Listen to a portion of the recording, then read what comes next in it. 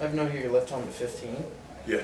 But anywhere in specific, or you just left? Well, very abusive upbringing. Okay. One of us was gonna die, and so. Okay, so you pretty much just supported yourself since you were 15. Explain that. Who was he abused from? Well, my mom had a really bad mental disorder, but it was my dad that was abusive. And I don't know. I mean, he like hit me in the head a bunch of times with a hammer one time, and I mean, it was my whole life that would happen, but it was getting to the point where it's just escalating and well, I don't know how detailed you want me to get, but Please. Where did when you ran away? I mean, I'm fine talking about it. I just don't know how much you want to put out there. So. Well, it'll be out eventually because it'll be out. Yeah. So if not for your purposes, for us, just to build on it real quick. So you're when you said someone was going to die, what does that mean? I mean, like I thought he was going to like go too far and kill me, and then there was a time when like I picked up something to kill him while he was passed out drunk, and I stood over while he was drunk and passed out, and I mean, obviously it was a crossroads in my life, and I decided that's not what I wanted. So. How big is your dad? 6'6", 350. So you're a little guy. You're a little guy. I was only about 165 at the time. So. Where's he now? Northern Wisconsin. He got out of prison a couple of years ago. But now, I mean, his health's so bad, he just kind of sits in a hospital bed most of the time, I guess. Why did he go to prison? Well, it was a combination of prior felony violations and also what happened to me. You contact him? Like once in the last like 10 years.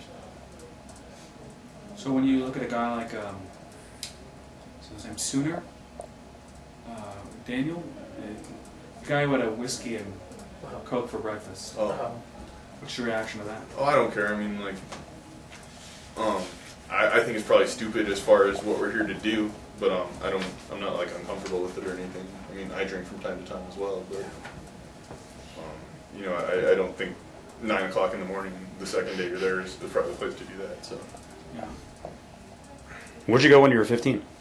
I went into a foster home for probably like a year, and then I got emancipated and I moved on to a dairy farm where I exchanged work on the dairy farm for room and board, so that way I could still play sports, which ultimately paid for college, which ultimately got me the life I have now. So how did you not turn into a lunatic and actually move on to be a tech school and an engineer? People always ask me that, and I just think a lot of times when people do that shit, it's just that they're like, well, that's how I was raised, that's all I know.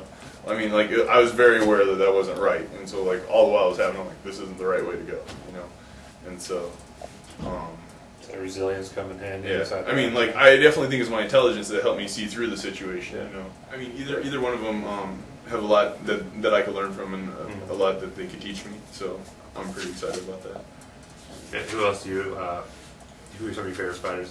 My favorite fighter is probably Mirko Krokop. Like, I watched like a highlight reel of him like 5 years ago, and ultimately it's probably the reason why I even started training or even got into the sport. His high kicks. Yeah. Over and over again.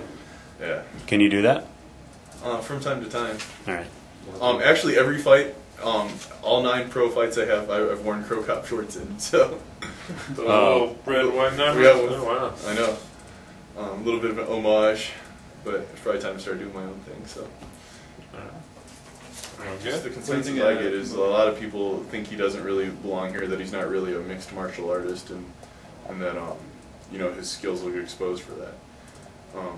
I don't know. I mean, you could see the argument on both sides, right? I mean, like on the one hand, a fighter is a fighter, and like someone who's gonna fight you is always something that's formidable. But on the other hand, I do think his ground's a little suspect. That's 6 weeks to work on. Well, yeah, and I mean, it only takes like, what, a third as much knowledge to not get submitted as it does to actually submit somebody, so I mean, he probably has enough knowledge to stay out of trouble.